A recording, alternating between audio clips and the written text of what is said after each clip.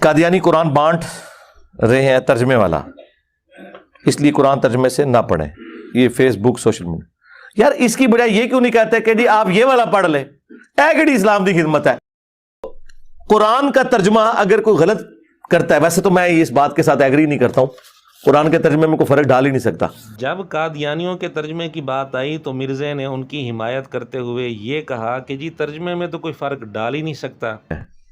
یہ چاہتے ہی نہیں آپ قرآن پڑھیں، اور یہ قرآن کے دشمن ہیں کہ جی وہ جی ترجمے کون سا ترجمہ بدلا ہے؟ ایون یہ جو قادیانیوں کے بارے میں بھی کر رہے ہیں نا، آپ کو اسپیسیفکلی کوئی پورشن لے کے آئیں کہ جس کے اندر انہوں نے ترجمے میں فرق ڈال دیا ہو۔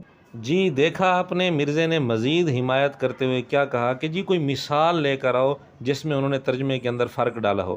ہم مثال بھی پیش کر دیتے ہیں، لیکن مرزا کا یہ انداز کیا بتا رہا ہے؟ کیا قادیانیوں کی حمایت ہے یا مخالفت ہے؟ مرزا کو چاہیے تھا قادیانیوں کا وہ ترجمہ دیکھتا اور اس کے اندر جو تحریفات ہیں وہ بتاتا، لیکن مرزا نے ایسا نہیں کیا، بلکہ مرزا نے در پردہ حمایت کی کہ جی ترجمے میں کوئی فرق ڈال ہی نہیں سکتا، کوئی مثال لے کر آؤ ان کی۔ چلیں ہم ایک مثال بھی پیش کر دیتے ہیں، قادیانیوں کی تفسیر ہے تفسیر صغیر، اور یہ لکھی ہوئی ہے قادیانیوں کے خلیفہ مرزا بشیر الدین کی۔ سورہ بقرہ کی شروع کی آیات میں ایک جملہ ہے وَبِالْآخِرَةِ هُمْ يُوقِنُونَ، اس کا ترجمہ اس قادیانی تفسیر کے اندر کیا ہوا ہے کہ آئندہ ہونے والی موعود باتوں پر بھی یقین رکھتے ہیں، کے اندر فرق نہیں ڈالا، ترجمے کے اندر تحریف نہیں کی، آخرت کا یہی ترجمہ ہے۔ اتنی بڑی بڑی تحریفات قادیانی ترجمے کے اندر موجود ہیں، لیکن مرزا کہتا ہے ترجمے میں کوئی فرق ڈال ہی نہیں سکتا، اور پھر ساتھ یہ کہنا کہ جی کوئی مثال لے آؤ قادیانیوں نے ترجمے میں فرق ڈالا ہو۔ اس طرح کی گفتگو قادیانیوں کی حمایت میں ہے یا قادیانیوں کی مخالفت میں جاتی ہے؟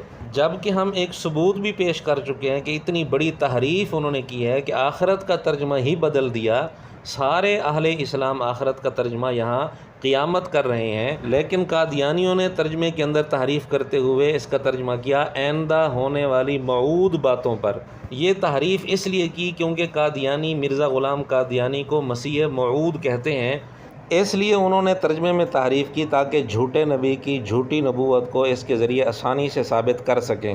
لیکن مرزا کہتا ہے کہ جی ترجمے میں کوئی فرق ڈال ہی نہیں سکتا، حالانکہ مرزا سے سوال ہی قادیانیوں کے ترجمے کے متعلق ہوا تھا، لیکن مرزا نے ان پر کس طرح پردہ ڈالا جواب دیتے ہوئے وہ آپ کے سامنے ہے۔